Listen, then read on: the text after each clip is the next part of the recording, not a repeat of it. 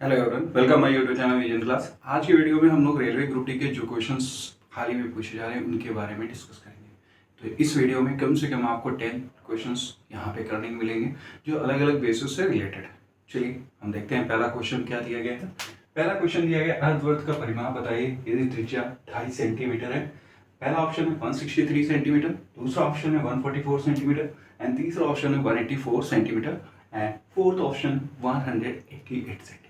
तो यहाँ पे देखिए समझिए इसको हम कैसे करेंगे। तो फर्स्टली अर्धवृत्त को हम बोलते हैं इंग्लिश में सेमी सर्कल। क्या बोलते हैं? Semi circle. और इसे हम बोलते हैं पेरीमीटर या सर्कमफेरेंस। क्या बोलते हैं? सर्कमफेरेंस। देखिए यहाँ पे हिंदी मीडियम के बच्चों को जैसे चीज़ें जो पढ़ी हैं अपने अर्ध परिमाप या हम कह सकते हैं अर्धवृत्त, तो वो चीज़ें आपने पढ़ रखी होंगी। तो यहाँ पे इंग्लिश मीडियम वालों को भी बच्चों को दिक्कत ना हो। तो कह रहा है कि एक सेमी सर्कल है, उसका आपको सर्कमफ्रेंस बताना है जिसकी त्रिज्या या रेडियस दी गई है कितनी? 28 सेंटीमीटर। तो फर्स्टली हमें पता है आर कितना दिया गया है? 28 सेंटीमीटर। अब फर्स्टली जो सर्कमफ्रेंस ऑफ सर्कल जो होता है वो क्या होता है? फर्स्टली क्या है? सर्कमफ्रेंस ऑफ अ सर्कल क्या होता है, या हम कहते हैं अर्धवृत्त का परिमाप होता क्या है, उसको समझने की कोशिश करते हैं। अगर हम यहाँ पे एक अर्धवृत्त या सेमी सर्कल ड्रॉ कर लेते हैं। फर्स्टली हमने क्या किया? एक सेमी सर्कल ड्रॉ कर लिया जिसकी रेडियस क्या है? आर। जिसकी रेडियस क्या है? आर। तो परिमाप क्या होता है या सर्कमफ्रेंस क्या होता है? एक ऐसा फिगर जिसके चारों तरफ जो बॉन्डेड साइड जिससे बनता है उसी को उसको सम कर दें, उसी को हम बोलते हैं परिमाप। तो यहाँ पे देखिए ये क्या दिया गया? अगर हम देखें तो ये सेमी सर्कल का एक कर्व है। तो यहाँ पे देखिए इसका हम कैसे निकालेंगे? तो सर्कल का सर्कमफ्रेंस क्या होता है? 2 पाई आर। 2 पाई आर को हम हाफ कर देते हैं तो यहाँ पे क्या आ जाएगा? पाई आर। ये इस आर्क की क्या हुई? लेंथ हुई, या हम सेमी सर्कल के जो आर्क की लेंथ को हम बोल सकते हैं पाई आर। अब देखिए यहाँ पे इस आर को और इस आर को ऐड कर दे तो यहाँ पे 2r और ऐड कर दे तो इसी को बोलते हैं सेमी सर्कल का सर्कमफ्रेंस। समझ में आए? तो सेमी सर्कल का सर्कमफ्रेंस कैसे निकालते हैं ये समझ में आए? चलिए तो यहाँ पे हम पुट कर देते हैं पाई आर प्लस 2r।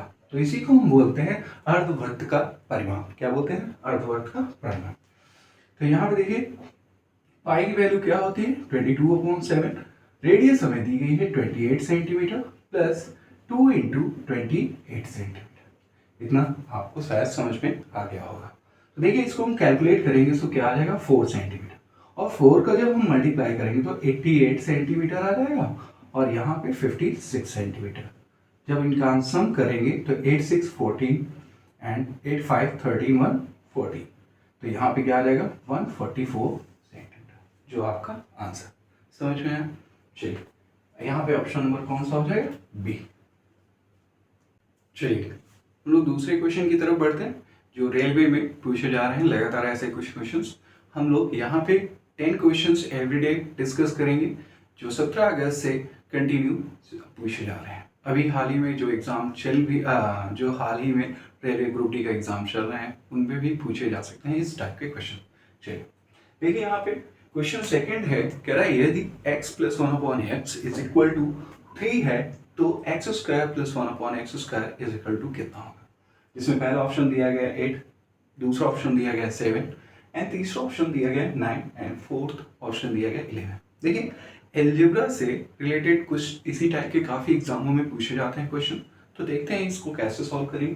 तो यहाँ पे देखिए क्या दिया गया? x + 1/x = 3। तो हम पहले इसको ऐसे ही लिख लेंगे x + 1/x = 3 ना। यहाँ पे देखिए स्क्वायर है तो हम स्क्वायर करने के लिए क्या करेंगे? स्क्वायरिंग ऑन बोथ साइड, या हम कह सकते हैं वर्क दोनों पक्षों पे वर्क करने का। तो जब हम इसका स्क्वायर करेंगे तो क्या आ जाएगा? x² + 1/x², 2 into x into 1/x = 9। It means यहाँ पे एक एल्जेब्रिक आइडेंटिटीज यूज होगी जो a + b का होल स्क्वायर होगा। देखिए ये x एलिमिनेट हो जाएगा और x² + 1/x² = 9 - 2। इट मीन्स कितना आ जाएगा? 7। समझ में? जो ऑप्शन नंबर आपका बी होगा। देखिए ऐसे क्वेश्चन कहीं भी दिया गया हो उसे फ्रिक्वेंटली कैसे करेंगे, या हम ट्रिक इसकी कहते हैं कि क्या होगी, उसको जरूर देखिए यहाँ पे। तो यहाँ पे देखिए अगर कहीं भी ऐसा आपको मिल जाए a+1/a is equal to capital A दिया गया, क्या दिया गया, a+1/a is equal to capital A दिया गया, तो वहां पे ट्रिक क्या हो जाएगी, a² 1/a² is equal to a² - 2। सीधे जो यहाँ पे दिया गया है उसका स्क्वायर करके हम 2 लेफ्ट कर देंगे या 2 घटा देंगे, तो वहां पे हमें आंसर मिल जाएगा। ओके, चलिए तीसरे क्वेश्चन की तरफ हम बढ़ते हैं जो रेलवे में पूछा गया था। वो इस तरीके की क्वेश्चन है, कह रहा है यहाँ पे वह छोटे से छोटा धन पूर्णांक कौन सा है जिससे 392 को गुणा करने पर वो पूर्ण वर्ग बन जाए। मतलब ऐसा कौन सा स्मॉलर नंबर है जो 392 में मल्टीप्लाई कर दे तो कंप्लीटली क्या बन जाए, स्क्वायर बन जाए। तो पहला ऑप्शन है 2 और दूसरा ऑप्शन है 5 एंड तीसरा ऑप्शन है 3 एंड फोर्थ ऑप्शन है 6। देखिए अभी तो धीरे धीरे शुरुआत है, आपसे बस इतनी रिक्वेस्ट है, जिन्हें मेरा ये वीडियो पसंद आए वो अपने दोस्तों को जरूर जोड़ लें और अपने हर एक सोशल मीडिया पे शेयर कर दें, ठीक है। ओके, चलिए आते हैं क्वेश्चन पे। यहाँ पे क्वेश्चन में दिया गया है 392 को कितने से गुणा कर दे। तो यहाँ पे देखिए पहले हम फर्स्टली इसके क्या कर लेंगे, फैक्टर कर लेंगे या गुणनखंड निकाल लेंगे। तो फैक्टर कैसे करेंगे, इसको हम 2 से पहले डिवाइड करेंगे, तो 2 से डिवाइड करेंगे, 2 1 सा 2, 1 कैरी एंड 8 19 हो जाएगा, तो 2 9 सा 18 एंड 2 6 सा 12। तो फिर इसको 2 से डिवाइड कर लेंगे, तो 2 से डिवाइड करेंगे, 2 9 सा 18, 2 8 सा 16, फिर 2 से डिवाइड कर लेंगे, जो 2 से डिवाइड करेंगे तो यहाँ पे आ जाएगा 2 4 सा 8 एंड 2 9 सा 18। अब ये देखिए 49 किससे डिविजिबल है, 7 से, तो वहां पे क्या आ जाएगा 7, तो 7 1 सा 7। तो देखिए यहाँ पे हम मानते हैं आपको इतना करने की जरूरत नहीं है, आप यहाँ पे सिर्फ इतना ही निकाल लीजिए, फिर इसके बाद यहाँ पे आप इतना कर लीजिए, इसके बाद आपका आंसर सामने है कि हम क्या मल्टीप्लाई कर दें, 2 तो पेयर्स मिल रहे हैं, बट यहाँ पे एक 2 का पेयर्स नहीं मिल रहा है, इसलिए हम 2 का मल्टीप्लाई कर दें तो कंप्लीटली पूर्ण वर्ग मिल जाए। क्योंकि यहाँ पे देखिए 2 इसके जो फैक्टराइज हैं 2 इंटू 2 इंटू 2 और 7 इंटू 7, क्या है 7 इंटू 7। तो आप समझ में आ गया, जिसका हम पेयर्स बनाने हैं, जो 2 होंगे 2 जोड़े में दिए होंगे उन्हीं का पूर्ण वर्ग निकाल सकते हैं, या पूर्ण वर्ग या स्क्वायर रूट या हम कह सकते हैं या पूर्ण वर्गमूल निकाल सकते हैं। तो यहाँ पे देखिए पूर्ण वर्ग कौन सा बन जाएगा, पहले ये 2 पेयर्स, इट मीन्स हम कह सकते हैं यहाँ पे क्या आ जाएगा 2 स्क्वायर, एक 2 नहीं है तो इसके और क्या कर दें हम 2 का मल्टीप्लाई कर दें, इट मीन्स ऑप्शन नंबर क्या हो जाएगा फर्स्ट। तो यहाँ पे क्या आ जाएगा 2 स्क्वायर और 7 का स्क्वायर, मतलब यहाँ पे पूर्ण वर्ग बन जाएगा। अगर हम 392 में मल्टीप्लाई कर दें 2 का, तो क्या आ जाएगा 2 2 सा 4, 2 9 सा 18, 8 1 कैरी एंड 2 3 सा 6 1 7 784। समझ में?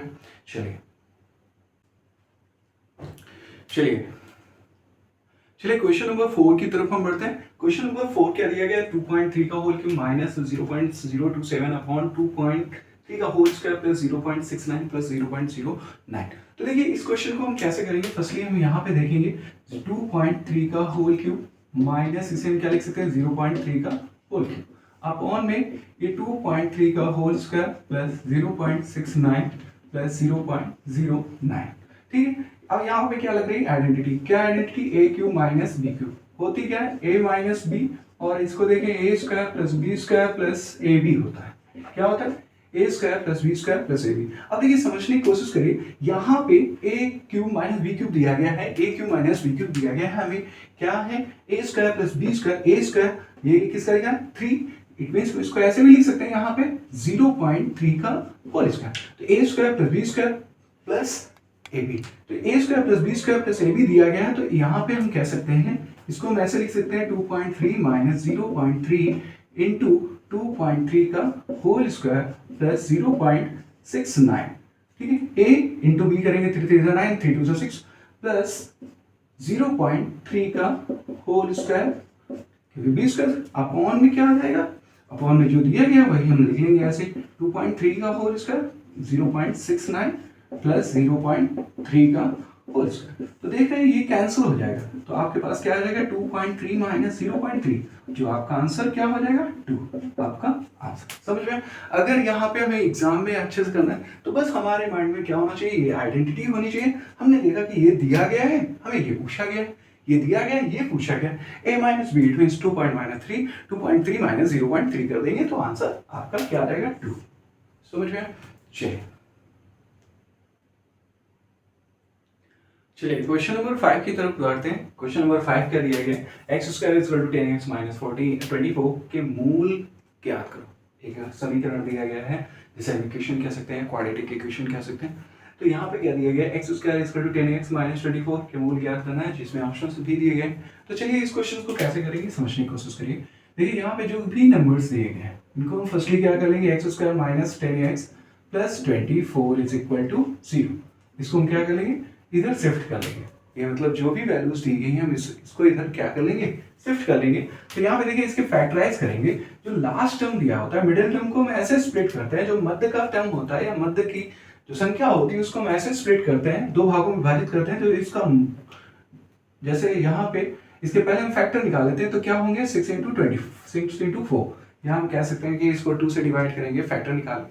तो यहाँ पे इसको ऐसे स्प्लिट करते हैं कि मल्टीप्लिकेशन से क्या आना चाहिए, गुणा करने से क्या आना चाहिए, ये 24 आना चाहिए। तो मल्टीप्लिकेशन से अगर हम देखें तो यहाँ पे 6 और 4 होंगे, क्या होंगे 6 और 4 होंगे, जिनका हम आपस में गुणा करेंगे तो यहाँ पे 24 आएगा और इनको सम करेंगे तो 10 आएगा। तो इसको सॉल्व करेंगे तो x square minus 6x plus 4x, इसको हम ऐसे पहले रख लेंगे 24 इज इक्वल टू 0। सो अब इसको सॉल्व करेंगे, so X square minus 6x minus 4x plus 24 is equal to 0। तो यहाँ पे x कॉमन ले लेंगे तो क्या आ जाएगा x माइनस 6, और यहाँ पे 4 कॉमन ले लेंगे क्या आ जाएगा x minus 6 is equal to 0।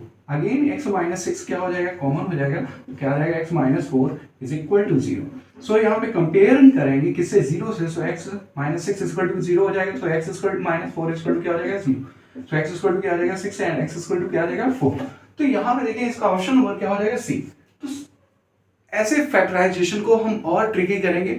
अगर ऐसे ट्रिकी समझ सीखना है तो हमारे YouTube चैनल को ज़्यादा से ज़्यादा दोस्तों के साथ शेयर करिए, और इनको हम ट्रिकी कैसे करेंगे वो सीखेंगे। समझ में कि देखते हैं हम इसके फैक्टराइजेशन क्या होंगे, फैक्टर क्या होंगे, प्लस में होंगे कि पॉजिटिव होंगे या निगेटिव, ये हम डिस्कस नेक्स्ट वीडियो में करेंगे।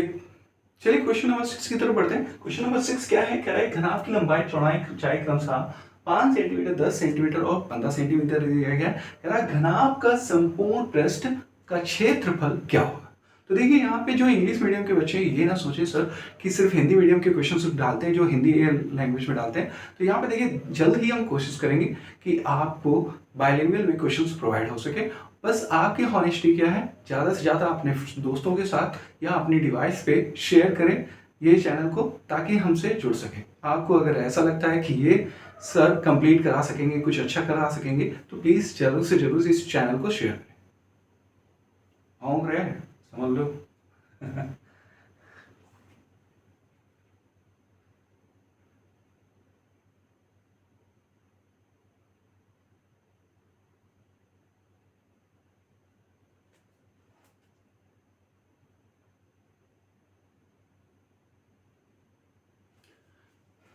चलिए क्वेश्चन नंबर 6 की तरफ बढ़ते हैं। क्वेश्चन नंबर 6 क्या है, एक घनाभ की लंबाई चौड़ाई ऊंचाई क्रमशः 5 सेंटीमीटर 10 सेंटीमीटर 15 सेंटीमीटर है। घनाभ का संपूर्ण पृष्ठ का क्षेत्रफल क्या होगा।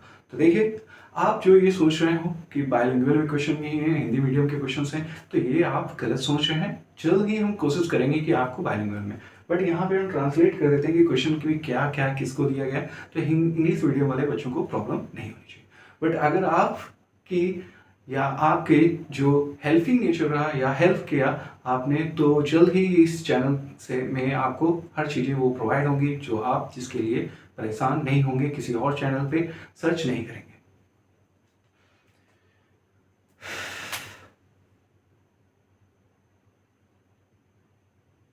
चलिए क्वेश्चन नंबर 6 की तरफ बढ़ते हैं। क्वेश्चन नंबर 6 क्या है, एक घनाभ की लंबाई चौड़ाई ऊंचाई क्रमशः 5 सेंटीमीटर 10 सेंटीमीटर और 15 सेंटीमीटर है। तो घनाभ का संपूर्ण पृष्ठ क्या होगा। तो देखिए घनाभ को इंग्लिश में क्या कहते हैं, क्यूबाइड कहते हैं। तो ज़्यादा यहाँ पे थोड़ा सा भी प्रॉब्लम्स हो रही है कि इंग्लिश में क्या कहते हैं, या हमें स्पीक नहीं करना पड़ेगा। जल्दी आपकी अगर आपने सपोर्ट किया या आपने आपको लगा कि इस चैनल के माध्यम से आपको हम कुछ अच्छा दे पा रहे हैं, तो आप जरूर इस चैनल को शेयर करें। ज़्यादा से ज़्यादा लोग जल्दी से जुड़ेंगे तो हम और इसमें अच्छी सी मेहनत करेंगे। सो चलिए देखिए, यहाँ पे कह रहा है a cuboid have length, breadth and height is 5 cm, 10 cm and 15 cm. Then find the total surface area of cuboid. तो देखिए यहाँ पे TSA या घनाभ का संपूर्ण पृष्ठ की बात करें तो TSA ऑफ क्यूबाइड की बात करें या क्यूबाइड की बात करें तो घनाभ का संपूर्ण पृष्ठ का क्षेत्रफल होता क्या है। तो घनाभ का संपूर्ण पृष्ठ इट मीन्स हम बात करें तो उसके जो 6 पृष्ठ होते हैं उनका टोटल या उनका एरिया हम निकाल लेते हैं। तो टोटल एरिया या टोटल सरफेस एरिया जो होता है क्यूबाइड का वो क्या होता है 2LB + BH + HL। समझ में? 2LB + BH + HL।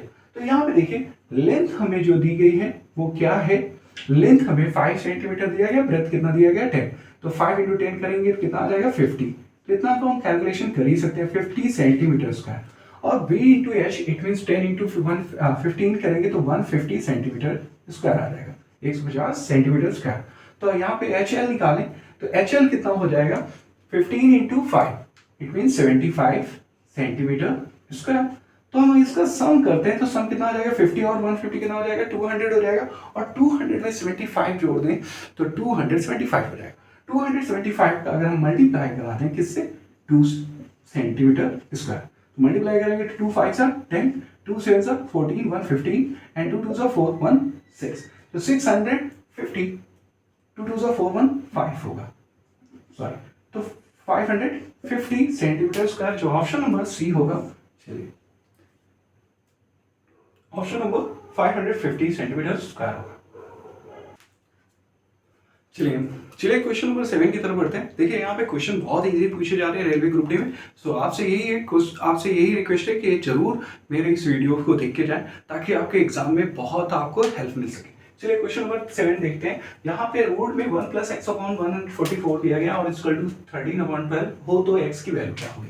तो देखिए फर्स्टली हम इसका स्क्वायर रूट हटाने के लिए क्या करेंगे या इसका वर्गमूल हटाने के लिए क्या करेंगे, बोथ साइड क्या कर देंगे स्क्वायर कर देंगे। तो यहाँ पे आ जाएगा root 1 + x/144 whole square is equal to क्या आ जाएगा भैया 13/12 का होल स्क्वायर।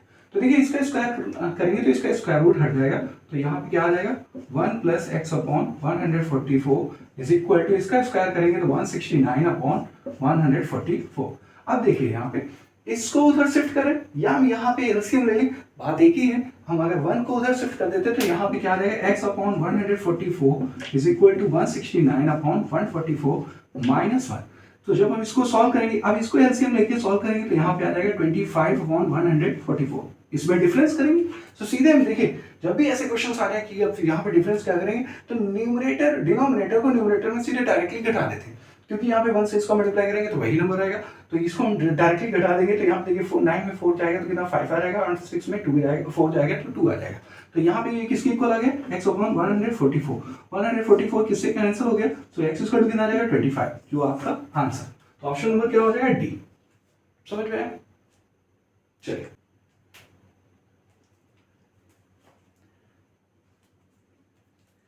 चलिए क्वेश्चन नंबर 8 की तरफ बढ़ते हैं। जो क्वेश्चन नंबर 8 है ये रीजनिंग से रिलेटेड क्वेश्चन है। इस क्वेश्चन से ही यहाँ पे देखा जाए तो ये कोडिंग डिकोडिंग का क्वेश्चन है।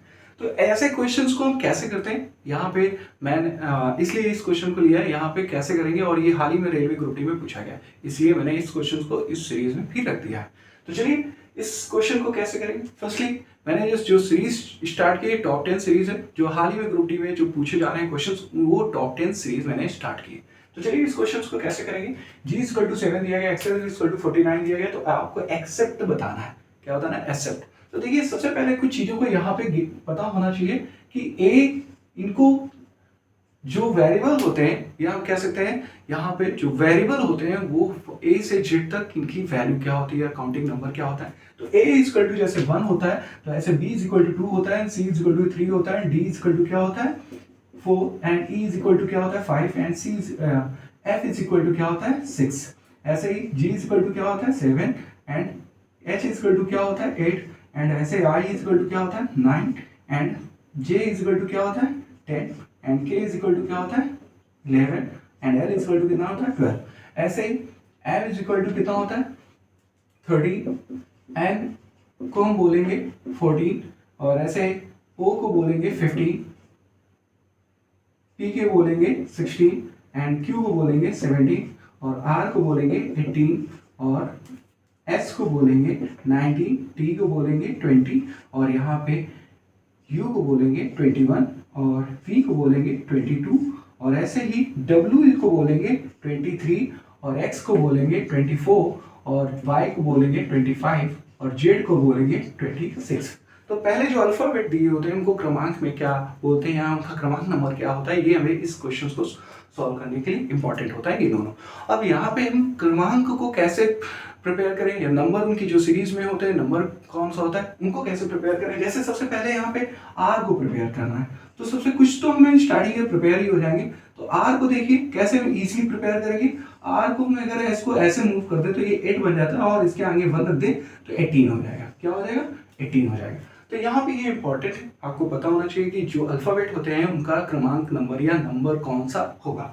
ठीक है, तो यहाँ पे देखिए g इज इक्वल टू 7 दिया गया, तो g इज इक्वल टू क्या दिया गया, g इज इक्वल टू कितना दिया गया 7। और एक्सेल की बात करें सो एक्सेल का देखें तो एक्सेल बराबर e की वैल्यू कितनी है 5 लिख देंगे, फिर प्लस लगा देंगे और यहाँ पे देखेंगे x की वैल्यू कितनी है, x की वैल्यू जो है वो है 24। अगर हम x की वैल्यू करें कितनी होगी 24, कितनी हो जाएगी 24 दी गई है और प्लस अगर हम यहाँ पे सी की बात करें तो कितनी है 3 पुट कर देंगे, फिर प्लस लगाएंगे और ऐसे ई की वैल्यू कितनी है यहाँ पे देखेंगे 5 है और एल की वैल्यू कितनी है, एल की वैल्यू यहाँ पे 12 है। इनको हम जोड़ देंगे, इनको जब जोड़ेंगे तो कितना हो जाएगा 10 और 24, इट मीन 34 और 34 में अगर हम यहाँ पे 12 जोड़ते हैं तो कितना हो जाएगा 46 और 46 में 3 ऐड कर दे कितना हो जाएगा 49 हो जाएगा। जो 49 हो जाएगा यहाँ पे 49 आ जाएगा।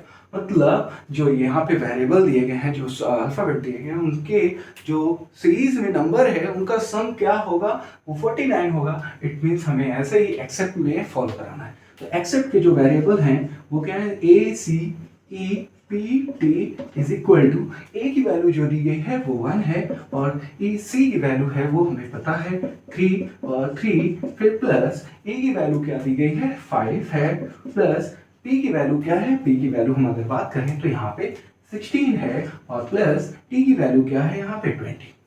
देखिए अब अगर यहाँ पे हम थोड़ा सा चीजों पे वर्क कर दें तो e is equal to t is equal to 20 कैसे, r 18, r के बाद क्या आता है s 19 और t की वैल्यू क्या हो जाएगी 20।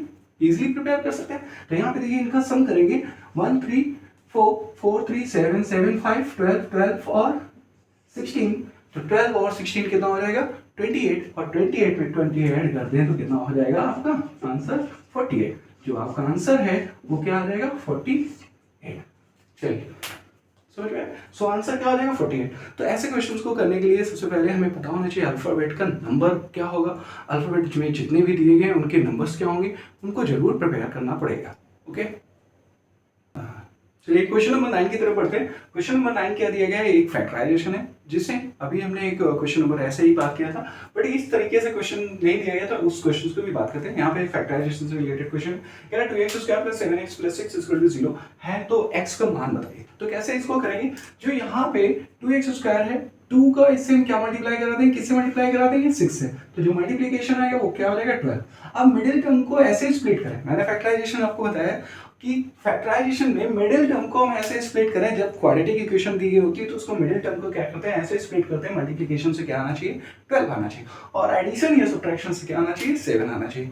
तो यहाँ पे देखिए इसको हम यहाँ पे 4 3 जा या 4 और 3 को ऐड करेंगे कितना आ जाएगा 7 और 4 इंटू 3 करेंगे कितना आ जाएगा 12। तो यहाँ पे देखिए 2 क्या हो जाएगा 2x square plus 4x plus 3x plus 6 is equal to 0। अब पेयर्स मेक कर लेंगे फर्स्टली, तो यहाँ पे क्या आ जाएगा 2x कॉमन हो जाएगा तो क्या आ जाएगा x प्लस 2 और इससे कॉमन ले लेंगे 3 तो क्या आ जाएगा x plus 2 is equal to 0। So again common क्या दिख रहा है आपको x प्लस 2 और आपका लेफ्ट क्या बचेगा 2x plus 3 is equal to 0। तो पहला देखिए फैक्टराइजेशन क्या हो जाएगा x plus 2 is equal to 0 हो जाएगा, 2x plus 3 is equal to 0 हो जाएगा। It means x equal to क्या आ जाएगा -2 एंड x इक्वल टू क्या आ जाएगा -3/2। तो इसका ऑप्शन नंबर क्या हो जाएगा फर्स्ट, इसका ऑप्शन नंबर क्या हो जाएगा? फर्स्ट। समझ में आया? बहुत इजी क्वेश्चन था और कई बार पूछा जा रहा है, यहाँ पे खूब पूछे जा रहे हैं रेलवे ग्रुप डी में। समझ में आया? चलिए इस वीडियो का लास्ट क्वेश्चन जो है 10 नंबर क्वेश्चन की तरफ बढ़ते हैं। यहाँ पे कह रहा है किसी गोले का कुल पृष्ठीय क्षेत्रफल 616 सेंटीमीटर है, तो दो गोले का व्यास क्या होगा? तो देखिए क्वेश्चन में क्या कह रहा है कि एक स्फीयर है जिसका टोटल सरफेस एरिया या सरफेस एरिया दिया गया है 616 centimetre square, then the diameter of the sphere. तो देखिए स्फीयर का यहाँ पे कुल पृष्ठीय क्षेत्रफल क्या होता है या सरफेस एरिया, जिसे हम बोलते हैं surface area of sphere, surface area of sphere. Surface area sphere की बात करें यहाँ पे टोटल सरफेस एरिया की बात करें तो यहाँ पे सिर्फ सरफेस एरिया ही होता है स्फीयर का। तो सरफेस एरिया क्या होता है? 4 पाई आर स्क्वायर। तो सरफेस एरिया हमें दिया गया है कितना? 616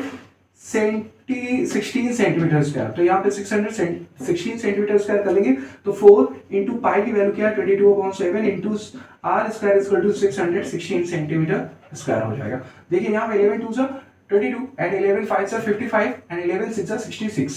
तो यहाँ पे 11 से 5 55 एंड 11 6 66 कैंसिल हो जाएगा। ऐसे ही यहाँ पे देखिए 2 से ये डिविजिबल है, यहाँ पे 2 2 4 and 2 2 4 and 2 8 16 and 4 7 28। So R square is equal to 7 into 7 centimetre square हो जाएगा। So R is equal to कितना हो जाएगा? 7। R square is equal to 7 into 7 centimetre square हो जाएगा। तो आर इज इक्वल टू कितना आ जाएगा? 7 सेंटीमीटर। तो यहाँ पे देखिए रेडियस ऑफ द स्फीयर क्या है? 7 सेंटीमीटर। तो व्यास क्या हो जाएगा या हम कहते हैं डायमीटर क्या हो जाएगा? डायमीटर ऑफ द स्फीयर क्या हो जाएगा? Or D is equal to 2r, it means 14 centimetre. जो ऑप्शन नंबर क्या हो जाएगा? बी। समझ में?